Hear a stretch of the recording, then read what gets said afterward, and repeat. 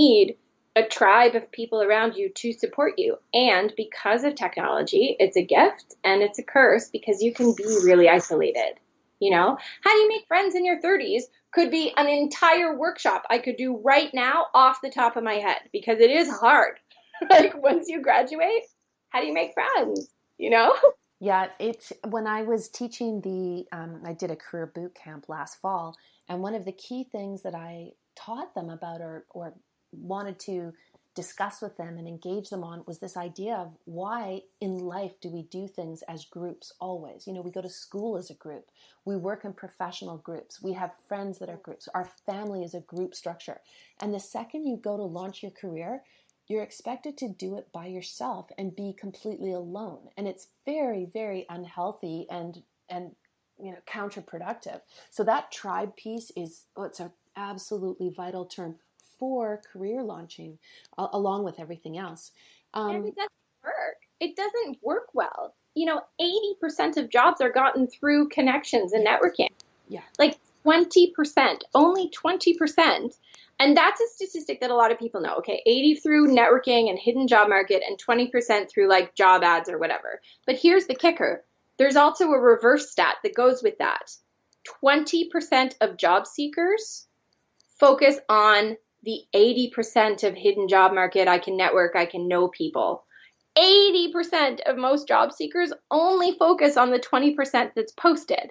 So if you're only looking at that 20% of jobs that are posted, you are like, oh, there's so much competition there, right? yes, yes. 80%, you're competing with 80% of the other people that are unemployed around you. Awful stats, awful odds, you Well, know?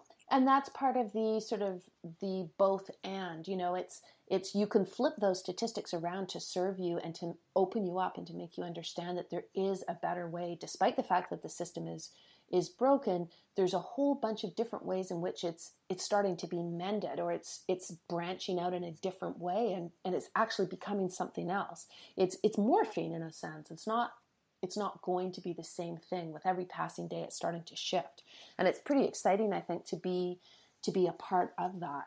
Um, So, yeah, I when you're talking about coaching, um, and what made you leave a very secure position and launch out there and be an entrepreneur and run your own business, which is so scary, and yet I find it really interesting that what pushed you in that direction is another one of the things that I know you're interested in, which is understanding that coaching in many ways is an antidote to bullying in the workplace. And I originally started this 21st Century Coach show because one of my passions is exploring the bullying paradigm and the bullying mindset, which I think is prevalent still. And I believe that we are in a transition into an empathy mindset. And I'm really excited about that. So I'd love to hear some of your thoughts on what is the relationship between a coach and a career launching person and a potentially bullying workplace or a non-inclusive workplace? yeah, so I think for me and for the experiences that I've had, I started a couple of, bullying talks or discussions or presentations. And so many people, particularly women, came forward to say, you know, that was me. That was me. And I was stuck and I didn't know what to do and I didn't know how to handle it. And it can be something really passive aggressive or it can be something that's just downright disrespectful. But I always try to say, like, the difference between um, a mean statement and a bullying statement is this. To say, Jennifer, your idea is stupid isn't necessarily bullying. It's not really nice, but it's not bullying. To say, Jennifer, because you had that idea, you're stupid, that's bullying, right? There's a difference there. And I think when I made that distinction, people knew that they felt kind of gross and bullied, but they didn't know how to, I don't know, how to label it that way. They just felt like, well, maybe I'm not very good at this job and I should move on. Maybe I should just quit. Or they were fired for fit, or whatever. And there's really it's just like the disability and disclosure thing. There's really so much gray area around what's harassment, what's not, what's bullying, what's not. And what do? I have this job. I need this job. I can't quit this job. And I can't approach my leadership because they're the bullies. What do I do? Right? What do I do? And the question usually is grin and bear it, black and white, either or, right?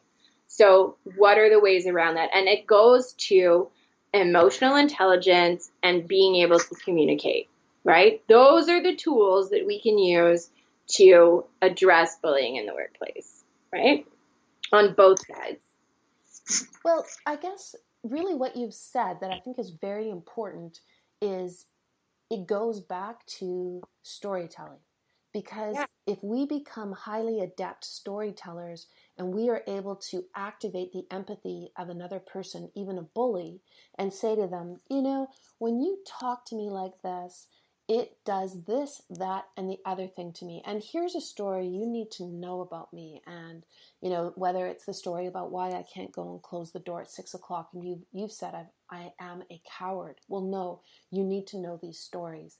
And I think in general, people that have a tendency towards bullying conduct, oftentimes they don't even have the awareness around their own story as to why they treat people that way. And if you can get them to tap into that place, you can really make a radical change in the workplace. Well, and I think getting back to your question, which was how does coaching play a role? I mean, I think at first, coaching creates a safe place for you to tell those stories and explore them, and then develop a communication strategy to mount some sort of a defense against the bully, right? And then the other way that coaching can help is obviously coaching for the bully, right? It's that other side of it where being able to build awareness and to say, when I explained that to someone that was notoriously known for bullying, like a business leader that was notoriously known, but nobody ever said anything to this person about bullying. And they were like, I mean, bullying in the workplace, is that really a thing? And I couldn't believe this person was standing in front of me asking this question. And I made that thing about there's a difference between your idea is stupid and you are stupid, right? And I don't know if that person changed their ways, but I saw a light bulb in their eyes when I said that. Like, oh, like I never thought about it that way. And I don't know, it all begins with the conversation. And coaching is really conversation. Yeah, I mean, it goes back to the original concept of coaching, the etymology of coaching. It takes us right back to the 19th century at Oxford, where the coach was the person that, just as you say, helped you overcome a big barrier with a whole set of tools. So, this was highly academic in its original sense, but I think if we just went over some of your key words, your magic words that allow people to activate the transformations in their life and their career that they want, we can see that all those key terms are so much about the original concept of coaching, which is helping someone perform on an exam. So helping someone do their absolute very best, tap into their incredible potential, find a way to articulate and communicate their ideas, and speak it to the world by, getting into a connection or connecting with others, storytelling. And ultimately, when you really are an incredible coach and you have that gift to take people into a more true, more authentic, to use the millennial term, sense of themselves, that is a flow state unto itself. You are helping them, tap in. Yeah, absolutely. Like when I think about my flow, I think about when I'm coaching, I think about when I'm doing things like this. Like I'm totally in the flow right now. I write a lot. I love to write, and so much of what I've created for myself and my own career is around some of those keywords as well. Flow, connect, reflect, both and. All of those magic words are things that and let's use authentic too. I try to be as authentic as I can. I try to walk the walk, I try to live what I'm selling. If that makes any sense. I'm selling the idea that you can be happy at work.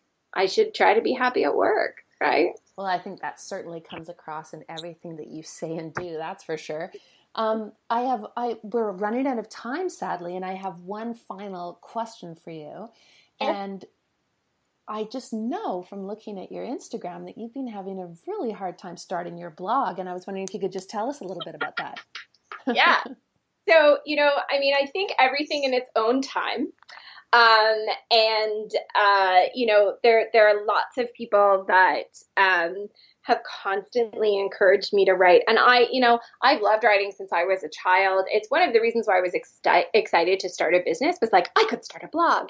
But there's been so many other opportunities and so many other things that have come up, or so many other challenges that I wanted to just, address. And some advocacy stuff that came up. And then, so really it's been this dream of mine to start my blog.